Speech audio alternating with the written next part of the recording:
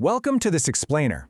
Today, we're diving right into a seriously fascinating piece of source material that serves as a literal blueprint for world building. We're unpacking the soul of the rural hearth, breaking down exactly how four totally distinct scenes stitch together to create a cohesive traditional village. It's like a giant puzzle of visual storytelling, and we're going to see how it conveys some incredibly deep societal values. To kick things off, let's look at this evocative little snippet from the text's final prompt. Warm, natural sunlight, high-quality, realistic, cultural atmosphere. Just hearing those words kind of transports you, right? It sets our baseline.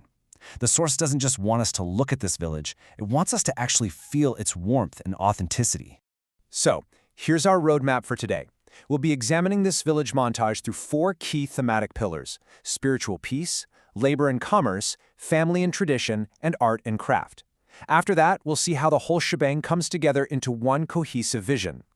Now, what's really striking here is how meticulously the source assigns very specific physical spaces to represent foundational values. You've got spirituality completely grounded in an old mudroom. Labor anchors the small shop. Tradition lives and breathes in the courtyard, and art takes shape in a quiet room corner. It is highly structured world building. All right, let's dive into Pillar 1, Spiritual Peace, the absolute foundation of village serenity. The text introduces us to an elderly fakir, completely deep in focus with his prayer beads. By showing him quite literally lost in quiet devotion, the source visually defines profound spiritual peace.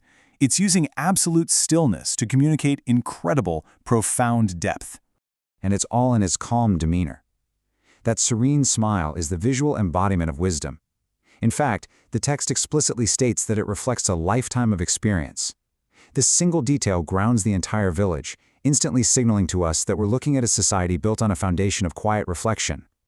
Moving right along to Pillar 2, labor and commerce. This is the economic heartbeat of the village. Notice how expertly balanced this environment is. On one hand, we have the vital human element, a cheerful shopkeeper carefully weighing grain. And that's paired perfectly with the sheer physical abundance of fully stocked shelves. It paints a picture of a thriving commerce system that relies just as much on warm human connection as it does on material sufficiency. Next up is Pillar 3, family and tradition, grinding spices and preserving values. Here, we're watching the transfer of tradition happen in real time. We have a dignified young couple who aren't just standing around modeling their traditional embroidered clothing, they're actively grinding fresh spices in a stone mortar and pestle. But the absolute best part? A young boy and girl are right there alongside them, enthusiastically pitching in. By intentionally having the kids assist with this daily chore, the text crafts this beautiful, self-contained micro-narrative of unity. It shows us that in this world, values aren't taught through strict lectures. Instead, they're absorbed through shared daily labor and active participation across generations. Which brings us to Pillar 4, art and craft, shaping clay, shaping culture.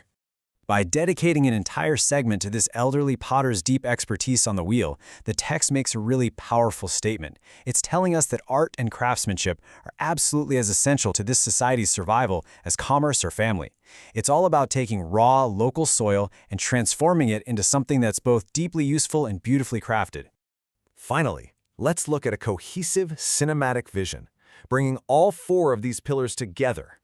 The text dictates a very deliberate, flowing visual sequence here. We start with the quiet, spiritual devotion of the elderly man, move right into the lively, everyday commerce of the shop, step deep into the family home for shared labor, and finally arrive at the timeless act of artistic creation. That's four distinct transitions, adding up to one complete, perfectly balanced life cycle. But structural flow just isn't enough. You need texture. The prompt demands highly precise aesthetic props to make this work. We're talking authentic mud-plastered walls with geometric patterns, gleaming brass pots, and baskets literally overflowing with vibrant red chilies, all bathed in that warm, natural sunlight. It completely grounds these abstract conceptual pillars in a tangible, physical reality. It's exactly these specific sensory details, the geometric patterns, those bright red chilies, the sunlight hitting the walls, that construct the realistic cultural atmosphere the source so heavily emphasizes. It just goes to show that if you truly want to build a culture visually, you absolutely have to sweat the small stuff. So, I'll leave you with this to ponder. Based on this incredibly grounded society we've just explored, one that gives equal weight to spirit, work, family, and art, what lessons can we actually take away? In our hyper-fast-paced modern world, maybe this vision of the rural hearth is a much-needed reminder of what true, holistic balance looks like. Think about it. Which of these 4 pillars might you need to rebuild in your own life? Thanks so much for joining me on this explainer, and keep asking those big questions.